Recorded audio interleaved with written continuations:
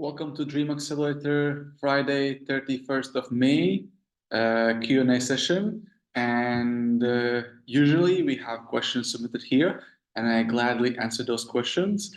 Today, however, we don't have any questions submitted. So I'm gonna summarize a couple of very powerful ideas I had this week, and then we wrap it up. So first idea is that I discovered this week is that food is not consumed for energy, but it's consumed for as a medicine. And it doesn't mean that we don't get energy. It's more like understanding clearly what is it that we're getting out of food and making sure that we consume it in this intentional way. And I listened to a couple of interviews where people literally said they've been fasting for extended periods of time, and they realized that, yeah, actually, I have plenty of energy without even eating food. So, yeah, this is possible, and this is possibility. And at the same time, it is also possible to get energy out of food at the cost of running the digestive tract, and especially when it's like a meat or something, then it's like really getting for long periods of time, it needs to be moving and processing things. So, and my tip for how do I relate with my eating when I don't want to do fasting and I do want to have energy from the food, like how do I relate with it when it gets too complicated and I don't want to make things just be overwhelming. So if you have any problems with your food, then I suggest that follow the simple recipe, which I use most of the time. Sometimes I forget, but uh, when the feelings come strong enough, I do honor them. So idea is that you only eat food as long as it feels good. Let's say it's chocolate. So technically, I can eat as much as chocolate as I want, as often as I want, and if and only if it feels good to me. And when I mean feels good to me, I mean feels before I have desire. So like, oh, let's have chocolate, and feels good when I'm eating it. So, give me more as long as I eat it. And it also feels good afterwards. After I eat it, it's like, yeah, this feels really good. Because what happens when I eat too much? So when I don't have a desire to eat chocolate, I just eat it automatically because it made me feel good before, then I don't really have a feeling good before it. So I already kind of um, operating in gray zone because if I don't have feeling good, I'm still not feeling bad, and sometimes it's not enough for me to stop me from doing anything.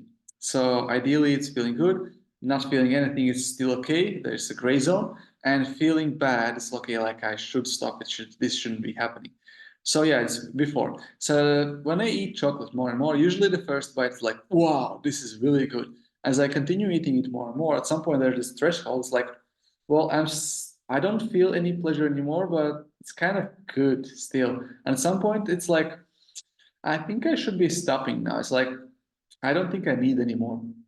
And at some point, if you continue going after that, it's like, okay, if I continue eating, I think I'm gonna have some bad consequence. I think it's like a bit too much already. And I haven't gone through the stage where it's like while eating is like hard no. So that I suspect that would happen as well. So that's during the eating. And then what happens after consumption? Because with food, it takes certain time for it to get assimilated in the bloodstream, to process it.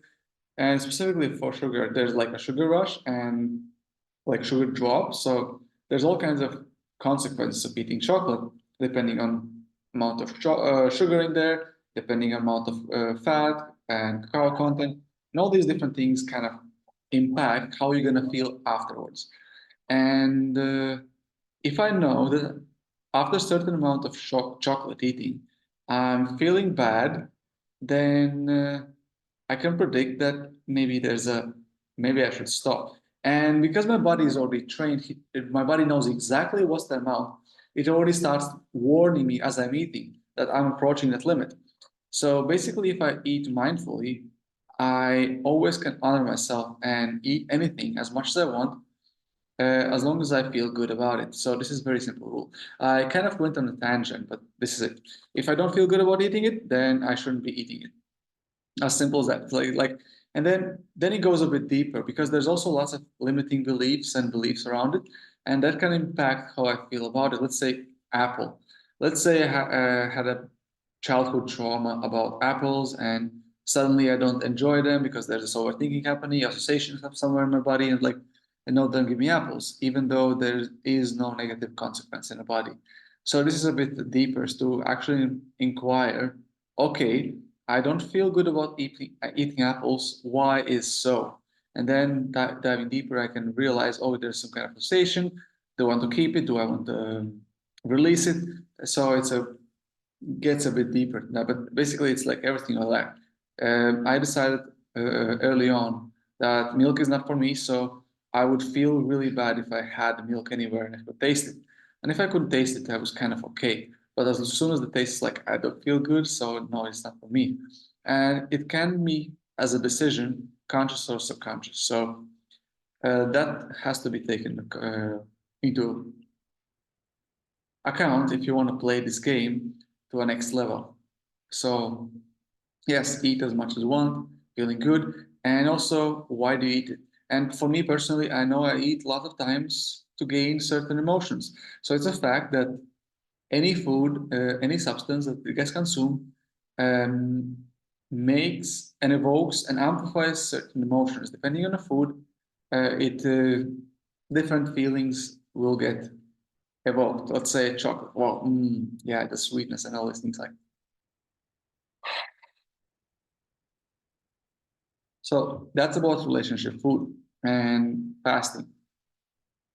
So the next thing I wanted to touch upon is water. Yes, water also creates moods, and particularly if I haven't drunk enough water, my body is dehydrated. So my body is at constant stress physically, and I'm more likely to get moody, cranky, and just more low energy vibes because my body is signaling something's wrong, something's wrong. Basically, my body is cranky, like my body literally is cranky. And then, of course, I feel it as emotion because body regulates emotions.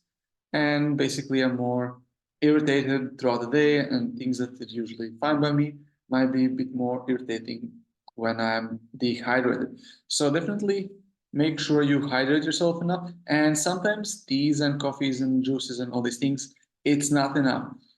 Specifically because any substance has particular effect on your body, and if it's tea, it makes you feel a certain way.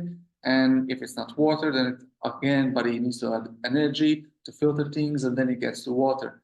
And if it's coffee, it's already quite dense, and then it stimulates, and there's so many other things influencing how you're gonna feel. So sometimes all you really need is to dilute. So that's what water is good for. Like if you have, let's say, bad emotions, so sometimes just drinking more water will dilute emotions and make the body feel easier to process them. So when I feel really good and I'm on a roll, I actually want to have that water because I don't want to get attached to any emotion. So I want everything to be fluid so systems get running. So I use water as a nice emotional regulation system.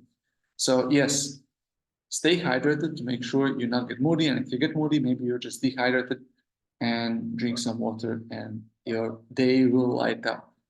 And finally,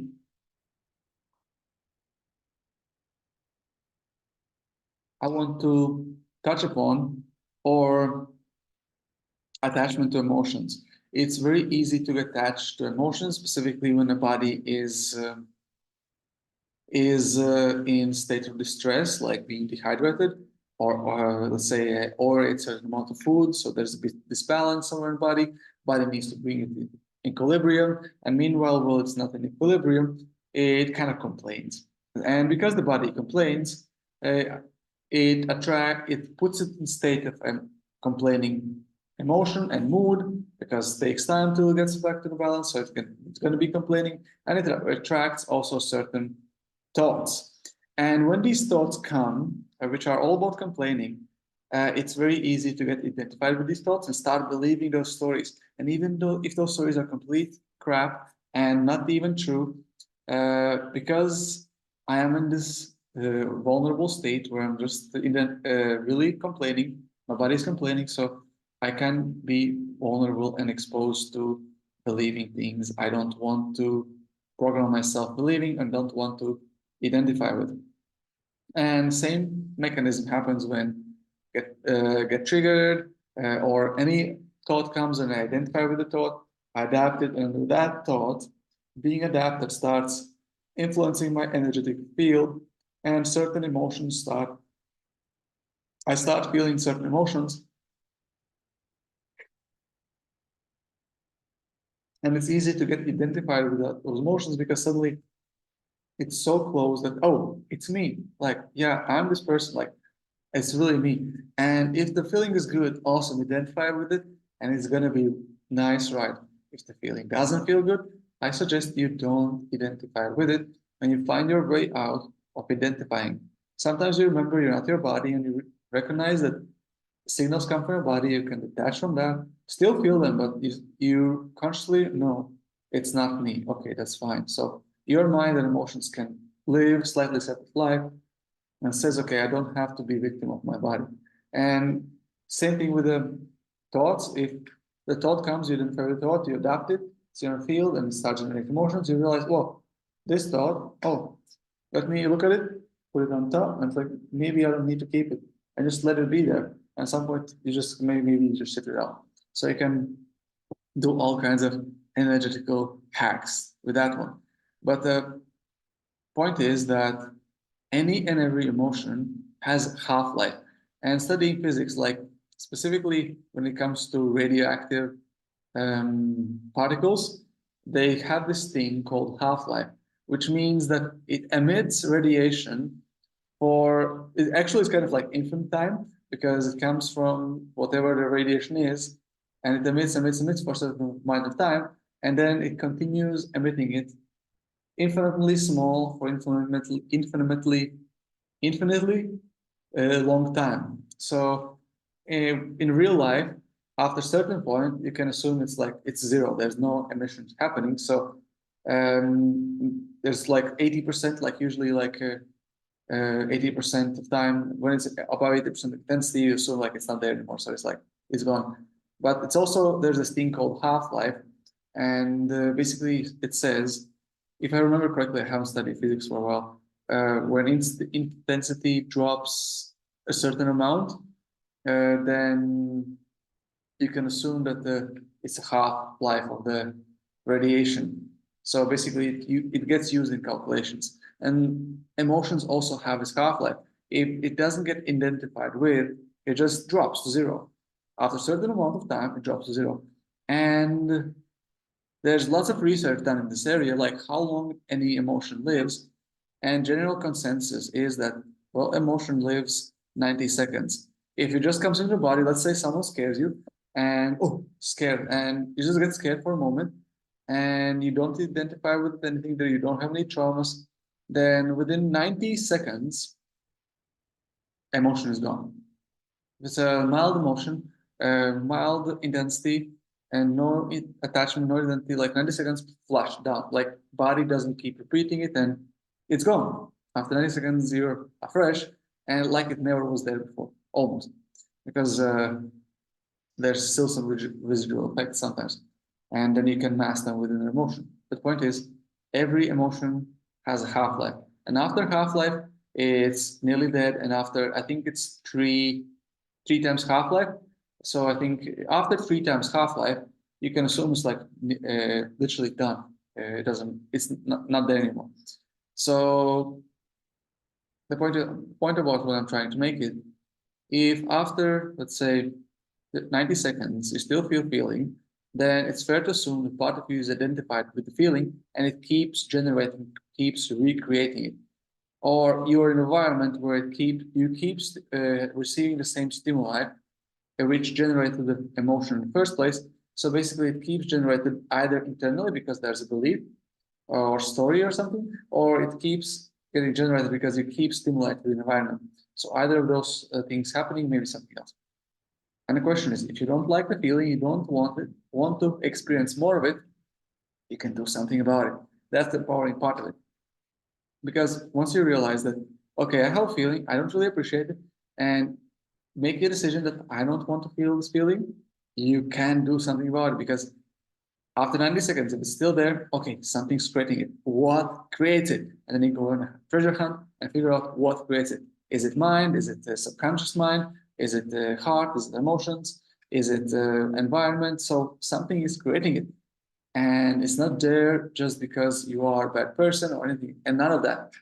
It gets created and because it gets created, it can get uncreated. And that's the power you have. And also interesting thing to note is the pattern state, story, strategy. So you get to choose what is the state you live in. From any point in your life, you get to choose the state you're in. And I recommend everyone is to first and foremost choose the state you want to be in. Is it a happy state? Is it a confident state? Is it playful state? So you get to choose what state you want to be in, and from that state, from that decision, you automatically feel like, okay, that's the state I want to be in.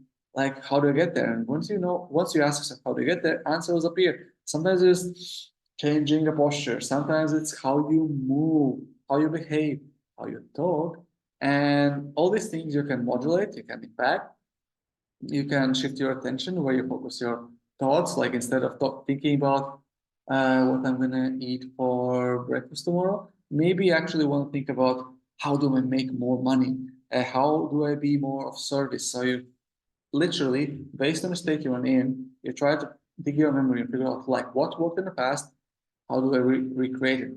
And yes, you can go that route, but as soon as you get identified with the state, as soon as you get the momentum of the state, your story will change automatically. So you don't need to micromanage story, because as soon as you shift the state, story shifts with it, depending on it.